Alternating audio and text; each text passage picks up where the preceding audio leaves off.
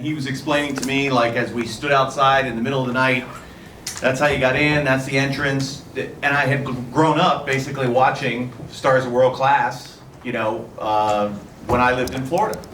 So all of that history combined with all of New Japan's history and the greatest tournament of them all, you know, when you think about Dallas and you think about wrestling and you think about the Von Erich family and all the great stars of here, generation after generation, and now that New Japan gets to put their stamp on it. To me, it's just it's the perfect scenario for wrestling fans that are my age, that remember those days, and the new younger generation of fans who only, you know, have seen they read the archives and they remember the history books, you know. But it's incredible to be at the main chair now. And, you know, Jim Ross, I loved working with him. I always had a great relationship with Jim. And I know that when he and I worked together, we had a lot of fun. We told some great stories. And I just look forward to doing the same thing. Just let the athletes do their thing and tell the stories. And that's pretty much it. Yes. A lot of New Japan Pro Wrestling fans used to say that the only way to watch the show was in Japanese to get the authentic emotional experience. But from the fans that I talk to and the people that I hear from, I find that's been changing ever since you joined the commentary. Now a lot of people say they prefer to listen to it in English because you bring that emotion to the Gaijin fans outside of Japan. How do you respond to that? Well, we try to enhance the story without getting in the way of it. We have to make the experience better for the audience, otherwise there's no benefit to us being there. And so we just try to add value to every show and give the fans. It's not it's not instead of. It's go back and watch it with Japanese, watch it with English, watch both, because I enjoy listening to the shows back in Japanese. I enjoy it because it's fun. I enjoy listening. My favorite announce team is Hugo Savinovich and Carlos Cabrera from WWE for years. They were my favorite, and because they put, and I didn't understand.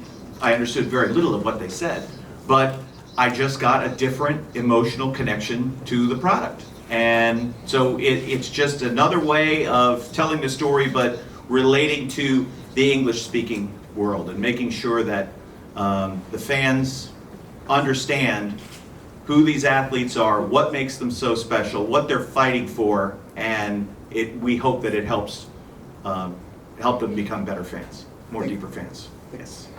The Madison Square Garden show was the first non-WWE event in that building since 1960. Now New Japan is coming to the American Airlines Center, which has never hosted a non-WWE wrestling event in the history of the venue. What do you think that says about New Japan's ability to claim market share? Well, I think that it says that there are New Japan wrestling fans all over the world, that there is a lot of market share to go around, and that there are a lot of wrestling fans with different tastes, and you're willing to eat at different restaurants. So to me, it's the same thing. It's still food, it's still wrestling, but it's a different style and a different flavor.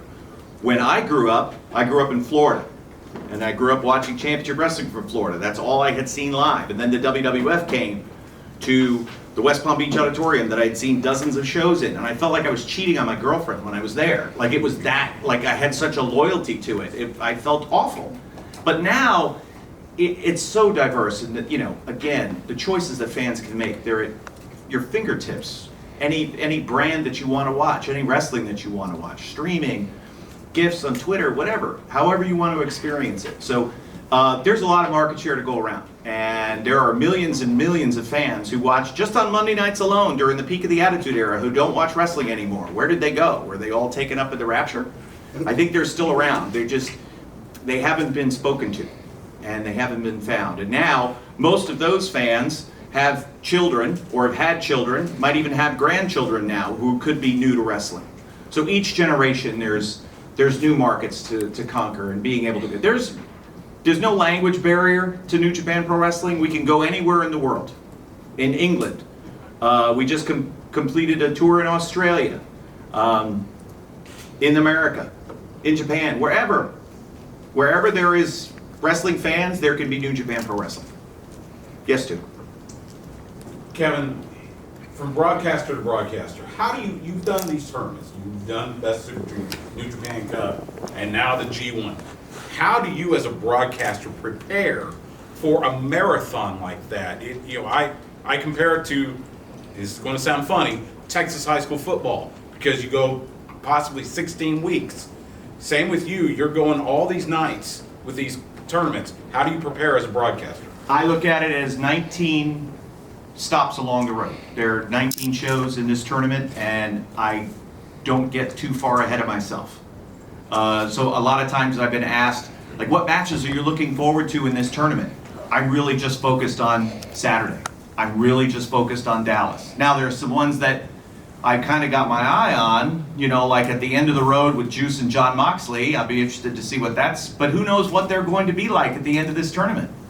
That's the thing, it's this is a marathon, not a sprint, so the guys have to look at it like I have 9 singles matches, and they take them one bite at a time. That's how you eat the elephant. And it's kind of my, feeling as a broadcaster, because of what happened in the previous event, that's going to affect the narrative on this most recent event. So, and it all starts tomorrow, so I've really got a clean sheet that I start with a little bit of biographical information and some historical reference, and then the rest will sort of build upon itself as the nights of the tournament go on.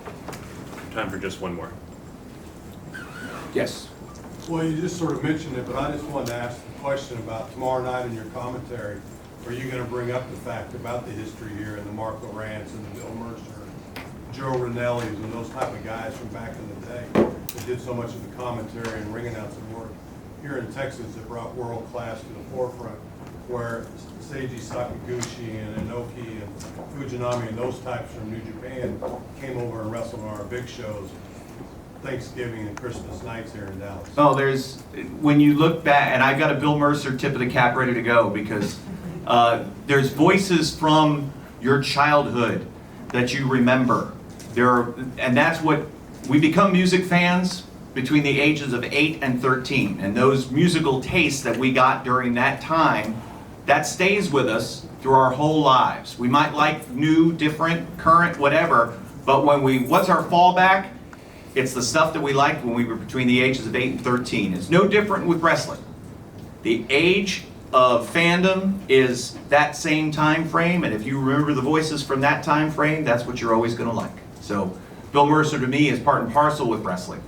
So when you look at the history of Dallas and everything that has happened with the Von Erich family over the years and over the generations, and what could have been with David Von Erich, what could have been with Kevin and Kerry, what could have been, and how the Von Erich family legacy could have been written differently, how Gino Hernandez could have played a role in all of these things.